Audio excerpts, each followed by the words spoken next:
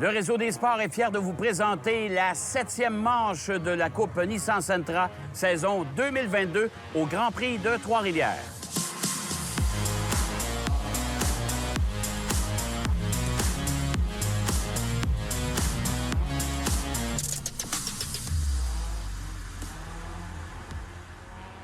Bienvenue à cette 7e manche de la Coupe Nissan Sentra à l'antenne de RDS. On est au Grand Prix de Trois-Rivières par un temps tout à fait magnifique pour cette 7e course de la saison. Je suis en compagnie, bien sûr, de Philippe Brasseur, le rédacteur en chef et propriétaire du magazine Pôle Position. Mon cher Philippe, il fait beau, il fait chaud, il va y avoir beaucoup de monde et on est de retour au format normal du Grand Prix. Oui, absolument, Jacques. Terminé les restrictions gouvernementales qu'on avait vécues lors de l'édition 2021. Donc, on peut accueillir le public à pleine capacité et les fans ont répondu en masse parce que la plupart des estrades sont complètes de toute façon. Tout est vendu. Alors, vraiment une très grosse édition que cette 52e édition de l'histoire du Grand Prix de Trois-Rivières. Et autre record, en plus de ça, cette année, c'est qu'on a un nombre d'inscrits qui est absolument incroyable. 33 voitures vont prendre le départ de cette 7e manche. C'est beaucoup de voitures pour le circuit trifluvien. C'est beaucoup de voitures pour le circuit et c'est beaucoup de voitures pour la série. C'est même un record de l'histoire de la Coupe Nissan Sentra. Et même on peut remonter à l'époque de la Coupe Nissan Micra. On n'avait jamais atteint les 33 inscrits. Donc, très gros succès en termes de participation aussi. On peut dire que c'est assez partagé avec des Sentra et des Micra, mais évidemment, les avant-postes pour les Nissan Sentra. Et il y a certains pilotes, d'ailleurs, qui n'ont jamais participé ici à Trois-Rivières. Je pense, entre autres, à Freddie Hunt, bien sûr, le fils de James Hunt, qui en est à ses premières armes sur le circuit où son père a connu quand même beaucoup de succès.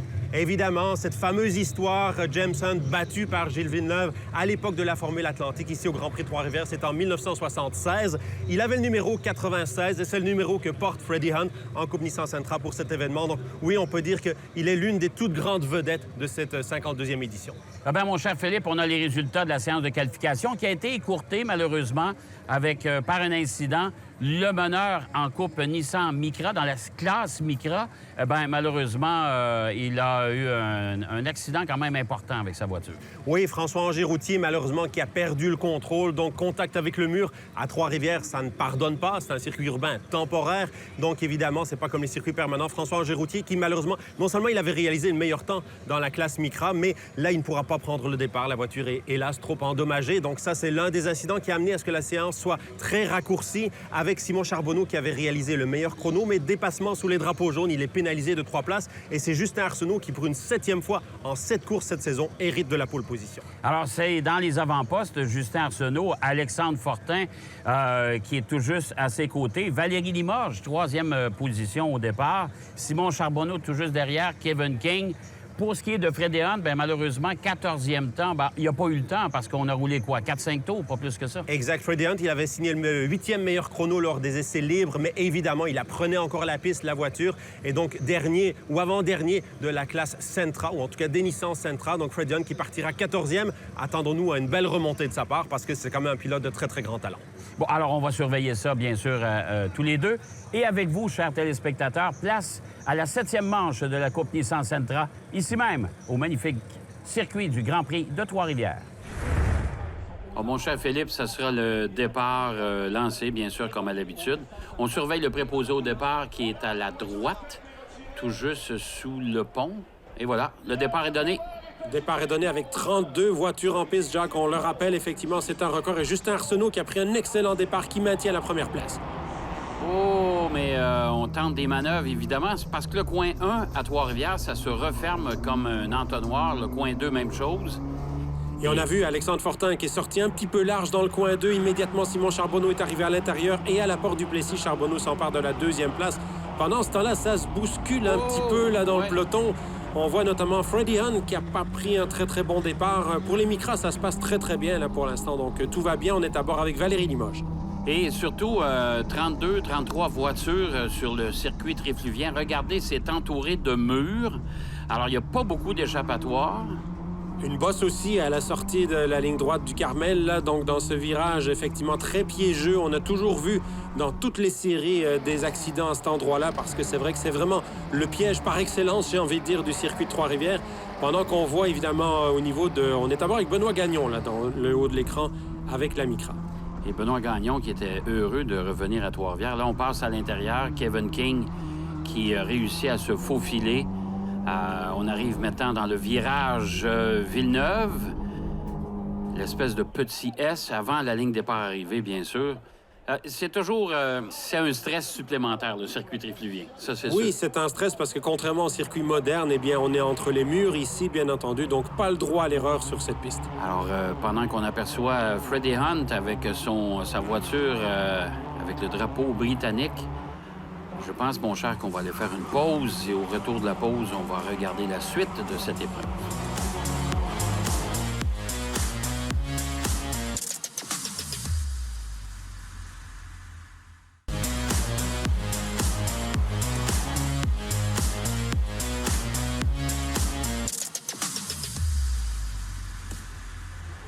De retour au circuit de Trois-Rivières, la lutte est féroce. Il fallait s'attendre à ça, mon cher Philippe. Oui, tout à fait. On voit notamment en Mortaise la lutte pour la classe Micra à bord avec Samuel Rowe, pendant qu'on est aussi à bord avec Alexandre Fortin qui tente de récupérer la deuxième place à Simon Charbonneau. C'est vrai que pour l'instant, ces trois-là ne se lâchent pas. Mais en arrière aussi, Jacques, on voit que les écarts restent très, très faibles quand même. Donc, de belles batailles. Là, tout le peloton des Sentra qui est très groupé encore. Ici, on voit notamment Freddie Hunt. Bon, Freddie Hunt, on en a beaucoup parlé durant toute la fin de semaine. Et on s'attend évidemment à une remontée de sa part. Et là, c'est Alexandre Fortin, Jacques, qui tente l'extérieur sur Simon Charbonneau. Et c'est pas nécessairement facile et c'est pas l'endroit idéal non plus. Le virage du Carmel de Calonne, c'est pas évident. Oui, la preuve, Kevin King est arrivé à sa hauteur. Là, est-ce qu'il va être capable, Alexandre Fortin? Wow! Contact, je pense, ou en tout cas, ça a passé très, très proche de finir dans le mur, ça, entre Kevin King et Alexandre Fortin. Et c'est le seul endroit, au bout de Calonne. Il y a aussi au bout du Carmel, il y a un petit échappatoire. Et au bout du boulevard de Calonne, il y a quand même un peu de dégagement. Ça nous permet d'éviter le pire. Mais en même temps, il y a un tracé de déterminer. On ne peut pas franchir la ligne de l'autre côté avec les 4 roues. Ça, c'est important de le mentionner, là. Oui, tout à fait. Pendant ce temps-là, eh bien, toujours Justin Arsenault en tête devant Simon Charbonneau. Et c'est vrai que ces deux-là ne se sont pas lâchés depuis le début de la course, mais on voit, Jacques, vraiment que si les deux premiers ont pris un peu d'avance, c'est la bataille pour la troisième place entre Kevin King et Alexandre Fortin. Puis par la suite, on a Valérie Limoges qui est sous la pression de Sylvain Ouellet, puis André Lapointe et tous les autres pilotes qui sont pas très loin derrière. Donc vraiment, on peut dire que les écarts varient assez peu dans cette course. Il va encore se passer beaucoup de choses parce que n'oublions pas, c'est comme une épreuve de 40 minutes. Là, c'est Alexandre Fortin qui est parti. Et Benoît Gagnon qui a perdu le contrôle de sa voiture. Alexandre Fortin, même chose. Ça, c'est Daniel Fortin, le père d'Alexandre Fortin.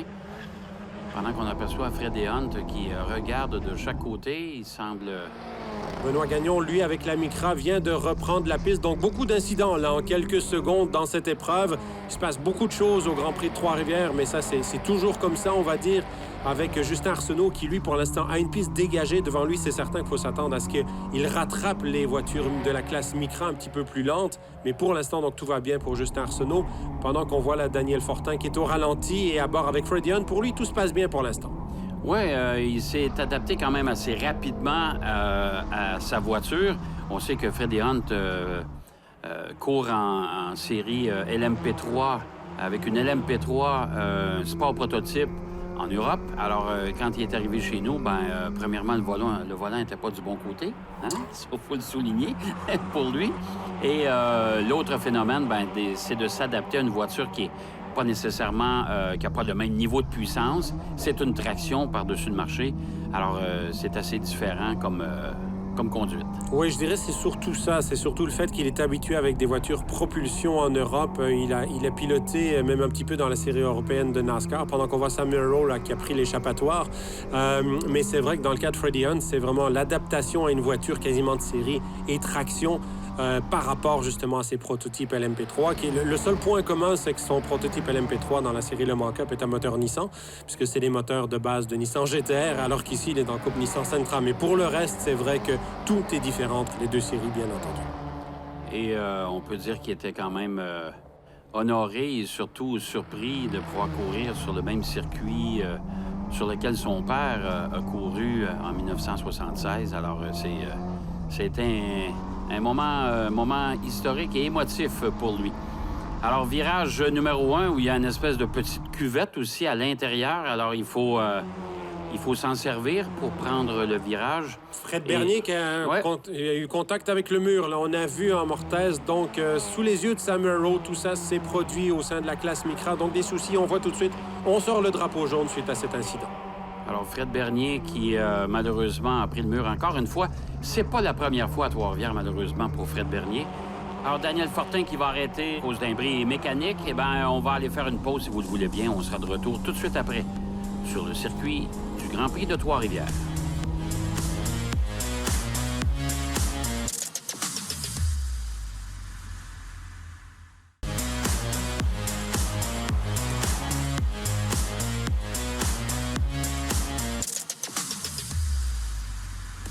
Alors, de retour à cette 6e manche, ici au Grand Prix de Trois-Rivières, le drapeau jaune a été levé. Maintenant, on redonne le départ. Et c'est toujours Justin Arsenault qui mène le bal à l'avant. Simon Charbonneau est tout juste derrière. Et Kevin King va profiter peut-être de cette occasion-là pour se frayer un passage, comme dirait d'autres. Oui, tout à fait. On a vu notamment... Oh! Alors que la contact à nouveau, malheureusement. Oui, encore une fois, avec deux Micra, deux voitures qui se sont tamponnées dans le virage numéro 1. Alors, je soupçonne qu'il y a une des deux voitures qui a voulu reprendre sa ligne de course et rentrer à l'intérieur. Et malheureusement, il y avait déjà un concurrent qui... Alors, c'est Sean Scully. Non, c'est Marie-Soleil Labelle qui malheureusement, mais il semble pas avoir trop de dommages sur la voiture. Oui, effectivement. Donc, contact entre ces deux Micra. Les deux pilotes ont pu repartir. Donc, ça, c'est la bonne nouvelle. On devrait pouvoir éviter peut-être une autre neutralisation. Là, on voit que, de nouveau, des contacts. Là. Ça joue vraiment dur, Jacques, durant cette épreuve pour l'instant. Donc, on a vu à bord avec Benoît Gagnon qui a réussi à éviter et Samuel Rowe également. Donc, des petits soucis. Là, dans le fond, beaucoup d'incidents en classe Micra pour l'instant. Oui, et comme on l'a signalé au début du reportage, c'est... Le circuit trifluvien ne pardonne pas facilement. On est entouré de murs, peu d'échappatoires, et la moindre erreur peut être fatale. Et ça cause beaucoup de dommages. C'est très rare qu'on ait des véhicules qui sont légèrement endommagés. Et souvent, les voitures on demande l'assistance d'une remorque parce que les murs sont prêts, c'est le cas de le dire. Oui, bien tout à fait. C'est certain qu'on est avec... Il y a quand même des murs qui sont très bien protégés par des pneumatiques, évidemment, mais c'est vrai que là, ça passait très, très près à la sortie de la porte du Plessis. Vous voyez ces images très spectaculaires, tellement spectaculaires même que c'est Simon Charbonneau là, qui vient de frapper le mur. Et ça, c'est très important, évidemment, parce que là, on parle de pilotes qui luttent pour le titre 2022. Et Simon Charbonneau, on a vu un peu une légère fumée, justement, lorsqu'on voyait les voitures passer très près. Et Simon Charbonneau a compris que la sortie de la porte du Plessis, il faut être il faut être légèrement délicat avec la voiture. Il faut garder le plein contrôle. Alors, encore une fois, neutralisation, drapeau jaune, pour être capable de sortir la voiture de Simon Charbonneau, qui semble quand même passablement endommagé. Et là, on voit Jacques, Kevin King et Alexandre Fortin. Là, Kevin qui est allé un petit peu reconduire à l'extérieur du virage. Alexandre Fortin, donc il s'est passé des choses entre ces deux pilotes. Ça, c'est une certitude parce que c'est vrai que c'est un geste pas seulement d'impatience, mais surtout de montrer là, qu'il y a des choses qui ne lui plaisaient pas du côté de Kevin King. Donc, on va sans doute en savoir plus à un moment donné. Mais c'est certain que si ces deux pilotes ne sont pas pénalisés, au moins, ils vont pouvoir continuer la course. On espère qu'il n'y aura pas d'autres incidents, évidemment, parce que, évidemment, ça entraîne des neutralisations. C'est jamais une bonne chose d'être dans ces conditions de piste. C'est ça, exactement. Et là, on voit ça continue, cette guéguerre entre les deux pilotes. La voiture de tête, la Z qui attend au virage numéro 1 l'arrivée des autres pilotes. On ne sait pas pourquoi tout le monde s'est arrêté comme ça, parce que normalement, double jaune, sur un double jaune, c'est pas un drapeau rouge. Non, c'est pas un drapeau rouge. Donc, effectivement, non. Normalement, il ne devrait pas avoir d'arrêt. Donc, c'est vrai que c'est une procédure de course un petit peu spéciale, mais là, tous les pilotes se sont arrêtés. C'est aussi peut-être le moyen de permettre que la course puisse être relancée sans nécessairement, au moins sur le vert, de se terminer sur le vert. On va voir ce qui va arriver dans les prochains instants. Bon, de toute façon, il faudra attendre pendant qu'on voit la voiture 217 qui a tapé tantôt dans le virage numéro 1. C'est crevaison à l'avant gauche. On va aller faire une pause et on sera de retour au circuit de Trois-Rivières.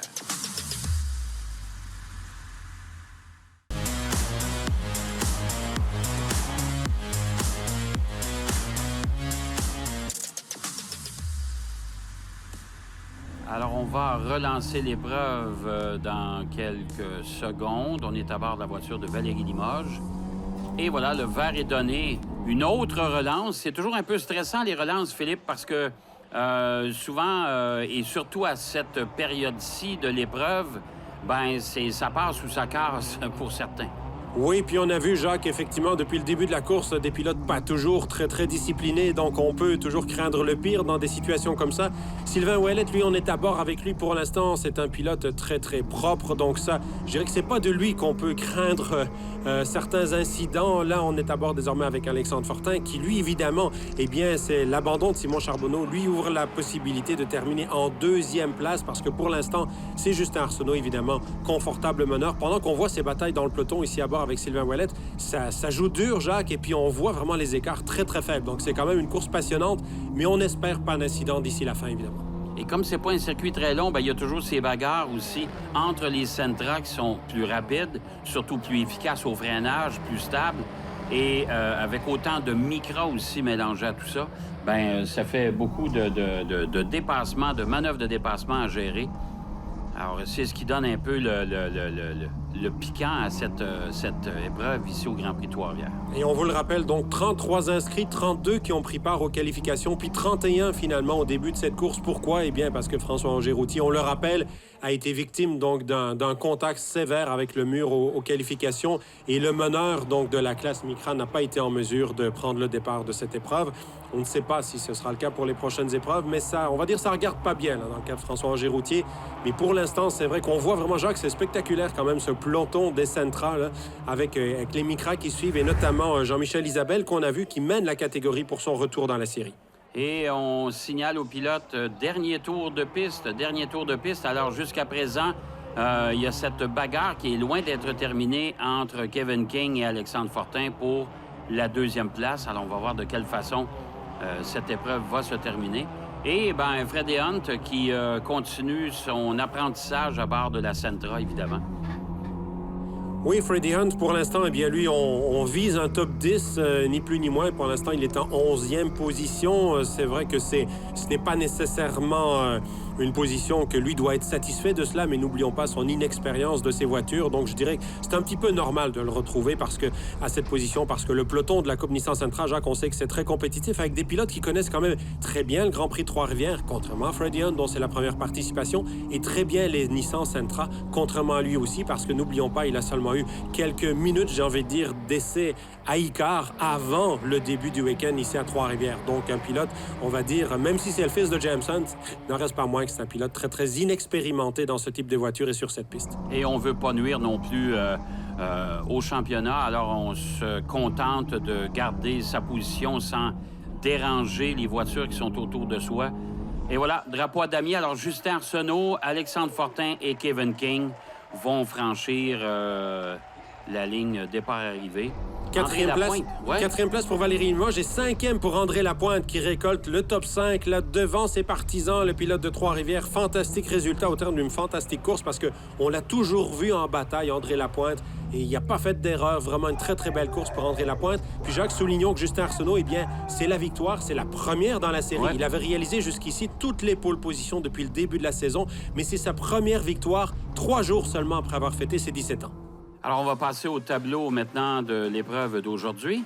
Avec Justin Arsenault, donc, qui l'emporte devant Alexandre Fortin, Kevin King qui complète le podium, Valérie Limoges est en 4e place devant André Lapointe, Éric Chaput, top 6, devant Nicolas Miron, Frédéric Chaput, Sylvain Ouellette et Nicolas Barrette qui complète le top 10, devant Freddie Hunt.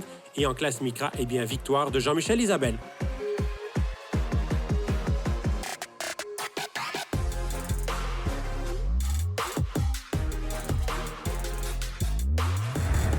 C'est une bonne course. On est parti premier. Dès le début, j'ai pris l'avant-poste. Les compétiteurs derrière moi étaient plus rapides que moi au début de la course. Ils ont réussi à me rattraper. Je me concentrais juste à faire mes affaires. Là, on peut pas, comme pilote, on peut pas commencer à regarder trop dans nos miroirs parce que ça nous déconcentre. Fait que je faisais mes affaires. Je regardais de temps en temps voir Simon était où. Puis je fais juste gager mes freinages puis m'assurer de pas me faire dépasser. J'adore le circuit, c'est vraiment mon circuit préféré. Moi, j'adore ça, le feeling de passer proche de tous les murs, ça vient vraiment donner de l'adrénaline. Parce qu'on essaie de maximiser toute la piste, donc si on passe plus proche du mur, on parcourt moins de distance, puis c'est la ligne de course. Donc c'est vraiment une question d'aller chercher chaque centième à chaque place sur la piste. C'est le meilleur, à mon avis, le meilleur événement de l'année. Je partais deuxième, puis on descend du quatrième, puis on a réussi à revenir deuxième. Bien été quand même, somme toute, je trouve que c'est correct. Deuxième position, partie 2, reculé un petit peu, revenu deuxième. Mais parfait, moi ça me va. En plus, on va prendre quelques points au championnat, vu que malheureusement, Simon n'a pas pu terminer la course. Fait qu'au moins, on va pouvoir se rapprocher dans le championnat. Là. Ça n'a pas bien été la course, on partait cinquième, mais on savait très bien qu'on avait le pace pour l'en avant pareil. Ce que j'avais à faire, c'est de ne pas perdre le pack en avant. On a perdu un petit peu en début de course, mais on est allé rattraper, fait qu'on a encore prouvé qu'on est rapide. Je devais prendre des sages décisions pour faire les dépassements. Aussi, en faisant ça, on a sorti avec le meilleur temps au tour, ce qui nous donnait la première position pour le départ de la course de demain. Fait qu'on est super content avec ça. Ça a super bien été, une super belle course. Première victoire ici à Trois-Rivières. J'avais terminé 3 fois 4e. C'est vraiment spécial pour moi. J'ai plus de voix tellement on a crié dans l'auto. C'est vraiment spécial de remporter ici. Je viens ici depuis que j'ai 4 ans. Mon père m'a amené au Grand Prix la première fois. Fait que de rouler, c'était déjà exceptionnel. Mais là, de gagner, c'est ça, moi. Je pense que je vais être obligé de continuer. Eh bien, Philippe, une course qui nous a donné quelques petites vibrations, c'est le cas de le dire. Simon Charbonneau, qui a pris le mur à la sortie de la porte du Plessis. Oui, effectivement, Simon Charbonneau, il avait gagné 3 des 6 premières courses de la saison. On ne s'attendait pas à ce genre de choses. Mais Jacques, ça reste le Grand Prix de Trois-Rivières avec tous les risques d'une course sur un circuit urbain temporaire. Bon, effectivement, il a fait comme des centaines, voire des milliers d'autres pilotes avant lui et sans doute des milliers d'autres après lui. Il a heurté le mur, effectivement. Et là, non seulement c'est une course historique qu'on vient de vivre, Jacques, parce que c'est non seulement la première victoire de Justin Arsenault, qui vient tout juste d'avoir 17 ans, mais c'est aussi la première fois qu'une pilote féminine se retrouve en tête du championnat, puisque grâce à sa 4e position, eh bien, Valérie Limoges est désormais première au championnat de la Coupe Nissan Sentra 2022. Et ça, c'est une bonne nouvelle. Évidemment, elle avait un peu de pression parce qu'on espérait peut-être une victoire, une 3e victoire ici sur le circuit trifluvien, mais elle a pris la tête du championnat. Ça, c'est une bonne nouvelle. Absolument, et je dirais qu'elle a agi intelligemment. Elle avait tout à perdre à essayer et finir un peu comme Simon, dans le fond, dans le mur. Donc, je dirais que ça a été une course très intelligente de la part de Valérie. On l'a vu esseler un petit peu à la 4e place. Et c'est fantastique parce que, justement, ça lui donne même une petite avance confortable, je dirais, au championnat. Alors, j'espère que vous avez apprécié cette 7e épreuve, bien sûr, de la saison. On vous donne rendez-vous la semaine prochaine pour la 8e, toujours ici, au magnifique et mythique circuit du Grand Prix de Trois-Rivières. Bonne route!